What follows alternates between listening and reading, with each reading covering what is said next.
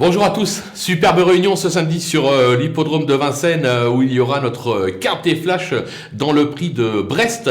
On va évoluer sur 2850 mètres, la grande piste bien évidemment. 2 rendements de distance, 25 mètres pour les plus riches, mais pire, 50 mètres pour le phénoménal Clean Game. Il va y avoir du sport.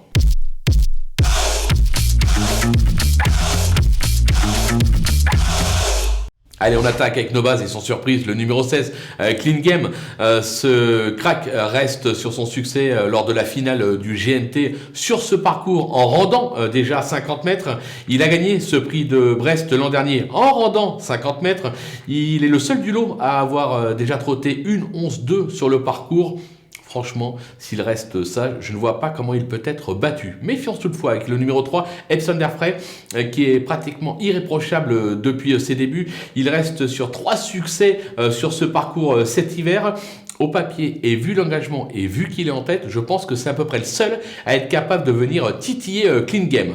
Le 4, Marcelo Wiebe, irréprochable cet hiver où il est invaincu en 4 sorties à Vincennes.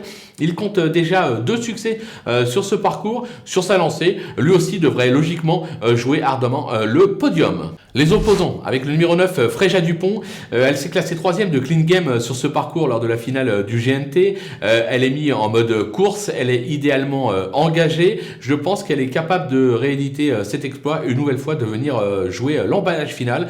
Une 3-4e place est jouable. Le numéro 6, Douceur Duchesne.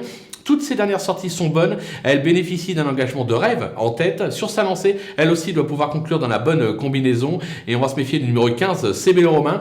Toujours vert à 10 ans, il reste sur 2 accessibles dans le Jean du Mouche et dans le prix des Cévennes sur ce parcours. Sur sa lancée, en étant des 4, ce qui est assez rare avec lui, puisque je crois que ça fait pratiquement un an qu'il ne l'a pas été, il va falloir s'en méfier même aux 25 mètres. Le coup de poker, ce sera le numéro 8, Victor Ferme, qui a déçu dernièrement, mais jugé sur son succès sur ce parcours dans le Thémis, en rendant 25 mètres, alors qu'il part en tête cette fois. Il va falloir compter avec lui, son entourage est assez confiant, il est capable de venir brouiller les pistes. Les outsiders avec le numéro 10, Echo de Champ-le-Cy, un véritable métronome qui se plaît sur la grande piste de Vincennes. L'engagement est idéal à la limite du recul. Alors bon, je pense qu'il est barré évidemment pour la victoire, mais je pense qu'il est capable de venir accrocher une petite place. 4-5e, c'est pas impossible, tout comme le numéro 13, Duel du Gers, qui est quelque peu déçu dernièrement, mais qui compte quelques bonnes sorties sur le parcours.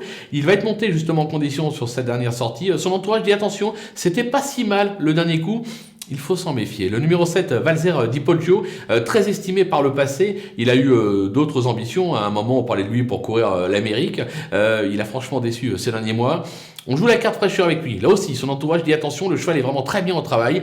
S'il se montre sous son meilleur jour, il est capable de montrer autre chose et de se réhabiliter totalement. Le numéro 2, Dreamer de Chenu, ses 2 dernières performances attestent un net regain de forme. L'engagement est bon. Alors bien sûr, il y a de l'opposition, on va pas se le cacher. Au papier, il est barré pour la victoire, même pour le podium. Mais pour une 4-5e place, il est tout à fait en droit d'ambitionner ce classement. Les délaissés avec l'As Tachko Zaz qui reste sur une excellente prestation derrière Marcelo Wiebe, mais le cheval reste ferré et c'est pas le patron qui est aux commandes, c'est Loa Brivard. Moi ce cheval là j'aime bien quand c'est Jean-Michel qui le drive, raison pour laquelle je l'écarte. Le numéro 5, Sobel Conway, qui n'est pas encore parvenu à s'illustrer depuis qu'il est passé des box de JMB à Philippe Dojard. L'engagement est bon certes, mais moi j'ai d'abord besoin qu'il me rassure. Le numéro 11, Kalina, qui n'est pas tous les jours, mais le potentiel est là, on le sait.